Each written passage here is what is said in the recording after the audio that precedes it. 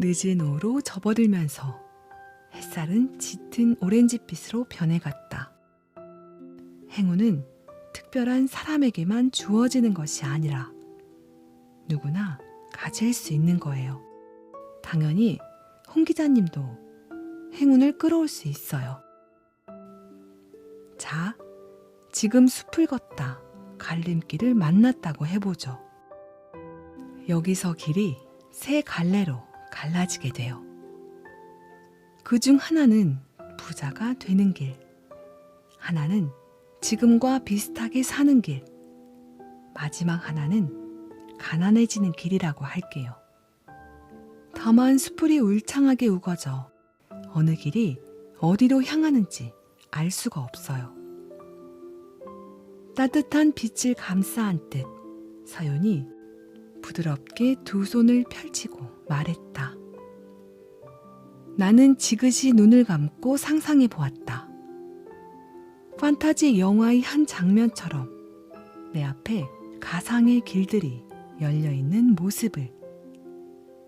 그녀가 말을 이어갔다. 홍 기자님이 여기서 하나를 선택해야 해요. 부자로 가는 길을 고르려면 어떻게 해야 할까요? 선택에 앞서 궁금한 것이 있었다. 한번 길을 선택하면 돌아갈 수는 없는 건가요? 다음 갈림길이 나올 때까지 계속 그 길로만 가야 하는 건지요?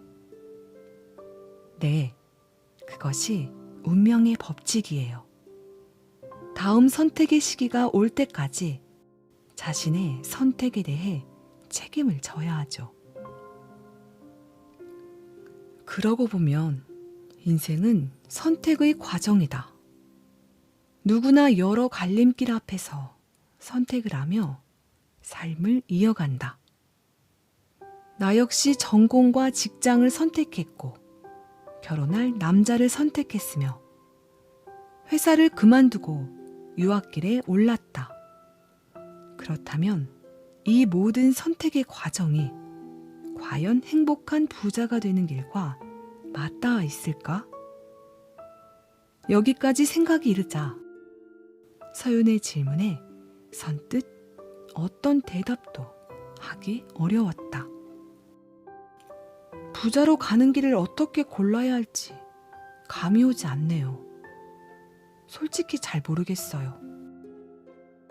맞아요. 여기서 모르는 것이 오히려 정답이에요. 나는 그 길을 안다는 사람들이 더 위험해요. 왜냐하면 답은 우리 내면 깊숙이 숨겨져 있어서 겉으로는 잘 떠오르지 않는 게 맞거든요. 서윤이 잠시 멈추었다가 다시 입을 열었다.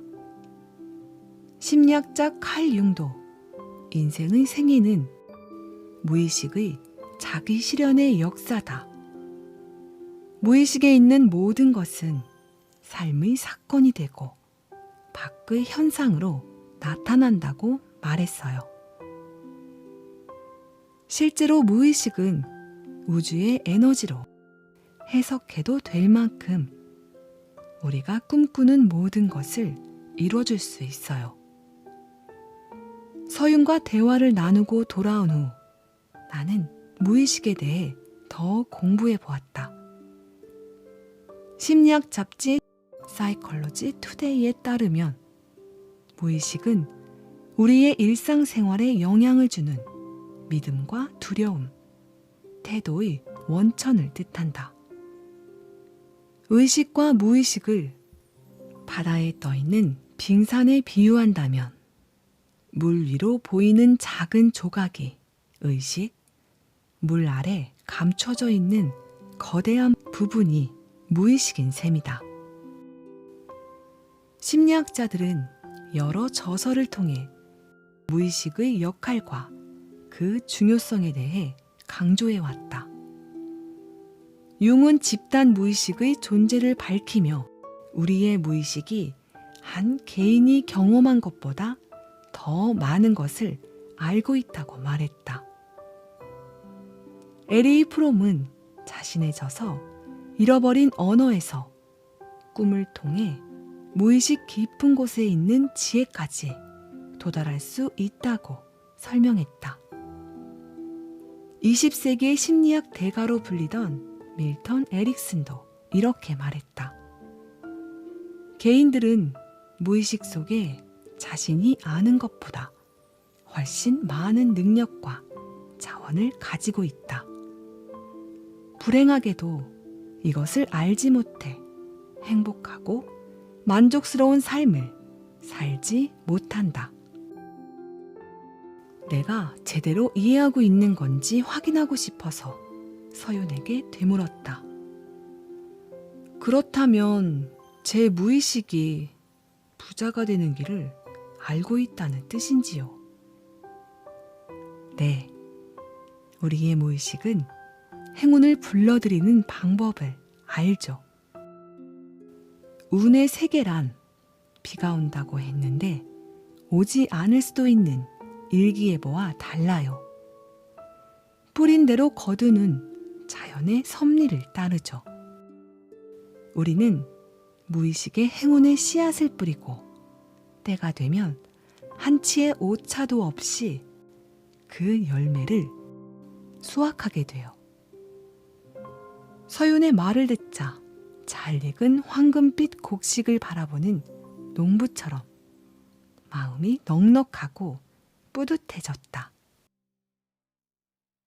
어디선가 상쾌한 바람이 불어와 내 볼을 어루만지는 듯도 했다. 고개를 들어 앞을 보니 황금빛 물결 한가운데 행운의 여신이 앉아 있었다. 나는 그녀가 들려주는 행운의 비밀이 궁금해 몸을 고추 세우고 바짝 다가앉았다. 어쩌면 서윤은 파리에서 이미 무의식의 힘에 대해 이야기해 준 것일지도 몰랐다. 편안하지 않다는 마윈의 말. 그는 자신의 무의식에 편안함을 입력하고 있었다. 서윤은 그때 이렇게 덧붙였다. 무의식에 스스로 프로그래밍한 대로 삶이 전개된다고. 그것이 진짜 부자가 되는 비밀이라고. 파리에서의 대화가 떠오르자 순간 무릎을 쳤다. 부자들이 행운을 누리는 이유를 알 것 같았기 때문이다. 아하, 알겠어요.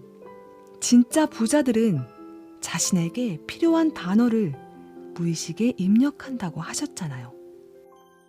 즉, 그들도 무의식을 활용해 행운의 길을 선택한다는 말씀이시죠. 서윤은 나를 보고 활짝 웃어 보였다. 이렇게 단번에 이해하시다니 대단한데요? 맞아요. 부자들은 무의식에 돈이 있음을 입력하죠. 우리 뇌는 어떤 명령을 입력받느냐에 따라 그에 맞는 운의 흐름을 선택하게 되거든요. 아, 그렇다면 행운의 흐름을 고르는 방법도 알 것 같아요. 무의식에 있음을 각인시키는 방법. 그것이 바로 해빙이고요. 서윤의 설명을 듣자 문득 잘못된 선택을 했던 기억 하나가 떠올랐다. MBA 1학년 과정을 마칠 무렵 나는 여름방학에 인턴으로 일할 회사를 찾지 못한 상태였다. 지원했던 컨설팅 회사와 투자은행에서 모두 탈락 통보를 받았기 때문이다. 인턴을 마친 친구들이 하나둘 취업에 성공하자 나는 점점 초조해졌다. 인턴 과정을 거치지 못했으니 일자리를 잡기가 더 힘들 거야. 이러다가 졸업할 때 갈 곳이 없을지도 몰라. 아, 어쩌면 좋지? 시간이 지날수록 마음이 더 뒤숭숭해졌다. 별것 아닌 일에도 남들이 나를 무시하는 것 같아 학교 가는 것도 싫어졌다. 불안감 때문에 잠을 설치는 날이 늘어났다. 어느 날 이런 생각이 들었다. 박사 과정에 한번 지원해볼까? 빈손으로 졸업하는 것보다 낫잖아. 좋은 학교에 붙으면 사람들도 나를 우습게 보지 않을 거야. 뜬금없이 박사에 지원하려고 하니 준비할 것들이 너무 많았다. 필수 과목을 이수해야 했고 시험도 추가로 치러야 했다. 취업을 알아보거나 인터뷰를 준비할 시간은 당연히 없었다. 하지만 몇 달 동안 전력 투구한 결과는 참담했다. 지원한 학교는 모조리 낙방한 것이다. 탈락을 알리는 편지가 올 때마다 나는 전쟁에서 패배한 병사처럼 피폐하고 비참해졌다. 겨우 정신을 차리고 보니 나를 제외한 친구들은 모두 취직이나 창업에 성공한 상태였다. 졸업은 어느새 한 달 앞으로 다가와 있었다. 그리고 내 불안은 현실이 되었다. 나는 빈손으로 졸업식에 참석했다. 졸업을 하고 나는 갈 곳이 없었다. 나를 원하는 곳은 한 군데도 없었다. 그때의 패배감이 떠오르자 저절로 한숨이 나왔다. 그때 불안감에 휩싸여서 엉뚱한 길을 선택했네요. 잘못된 선택으로 인해 부로 가는 길에서 멀어진 셈이었죠. 서유는 나를 지그시 응시하며 말없이 고개를 끄덕였다. 내 심정에 충분히 공감한다는 얼굴이었다. 나는 그녀의 눈을 바라보며 진심을 담아 말했다. 하지만 이제는 행운의 흐름을 타는 법을 알 것 같아요. 앞으로는 과거처럼 잘못된 선택을 할 일이 없겠죠. 좋은 말씀을 해주셔서 너무 감사합니다. 그녀가 따뜻하게 화답했다. 과거를 정의하는 것은 현재예요. 지금 깨달음을 얻는 데 도움이 되었다면 그 과거는 가치 있는 재산이 된 셈이에요. 게다가 감사함은 더 큰 행운을 불러들이곤 하죠. 행운의 과학은 성공해서 행복하기보다 행복해서 성공하기를 가르치거든요.